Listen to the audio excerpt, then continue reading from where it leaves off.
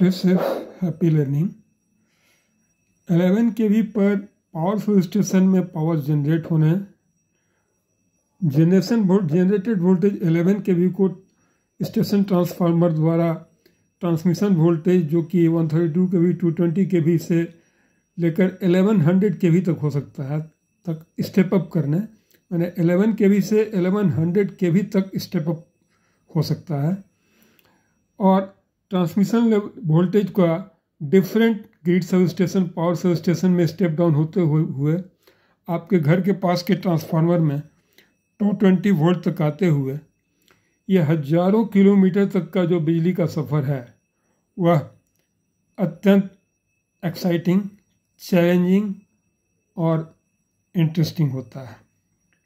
नमस्कार, इस वीडियो में हम जानेंगे कि कैसे इंसुलेटर्स को काउंट करके उसको गिन कर ट्रांसमिशन लाइन के इंसुलेटर्स को गिन कर उनके वोल्टेज लेवल का हम पता लगा सकते हैं। आपके घरों में आ रही बिजली 220 वोल्ट की होती है। क्या आपने कभी पावर ट्रांसमिशन लाइन को देखा है?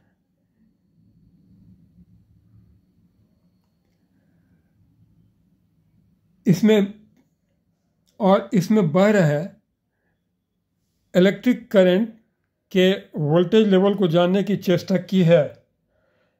इंसुलेटर स्ट्रिंग के डिस्क को काउंट करके ये इंसुलेटर स्ट्रिंग है, इसमें नंबर ऑफ डिस्क को काउंट करके इंसुलेटर स्ट्रिंग के डिस्क को काउंट करके आप लाइन के वोल्टेज लेवल का पता लगा सकते हैं। एक डिस्क सामान्यतः 11 kV टू 15 kV यानी 11,000 वोल्ट से 15,000 वोल्ट तक के वोल्टेज को सस्टेन कर सकता है।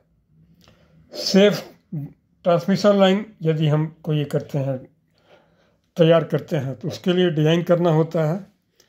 तो उसके safe design, safe distance establishment वगैरह के लिए, मतलब लाइन से कितनी दूरी पर कोई बिल्डिंग या दूसरा इस्टेब्लिशमेंट खड़ा कर सकते हैं, ये पता करने के लिए, और मेंटेनेंस शेड्यूल प्लानिंग के लिए वोल्टेज लेवल का नॉलेज तो होना ही चाहिए।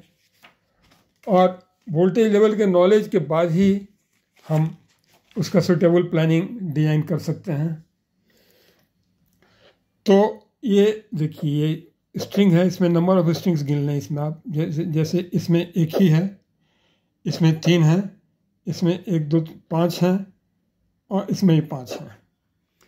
तो नंबर ऑफ डिस्क यदि 3 हैं तो लाइन वोल्टेज 34.5 kV तक इसमें ये सस्टेन करेगा। 4 हैं तो 66 kV लाइन वोल्टेज तक ये सस्टेन करेगा। 6 हैं तो 115 kV लाइन वोल्टेज तक ये सस्टेन करेगा। 8 हैं तो 132 kV लाइन वोल्टेज तक ये सस्टेन करेगा। 11 हैं तो 161 kV लाइन वोल्टेज तक ये सस्टेन करेगा। इसी तरह यदि नंबर ऑफ डिस्क 60 हैं तो ये 765 kV लाइन वोल्टेज तक को सस्टेन करेगा। यहाँ एक बात और जानना ज़रूरी है कि ये 34.5 kV है, ये लाइन वोल्टेज है। तो इनका फेज वोल्टेज, यानी कि line voltage means phase two phase volt में R to Y, Y to B और B to R जो वोल्टेज है वो 34.5 kV है। ये फेज वोल्टेज 34.5 kV, ये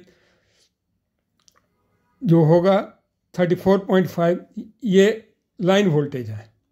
इसको फेज वोल्टेज में या कन्वर्ट करने के लिए √3 से ये डिवाइड करेंगे।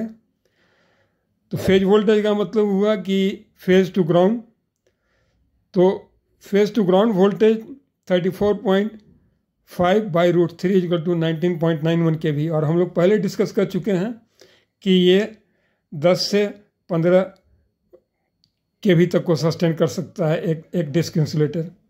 और 3 हैं तो ये 19.91 kV के लिए ये काफ़ी हैं।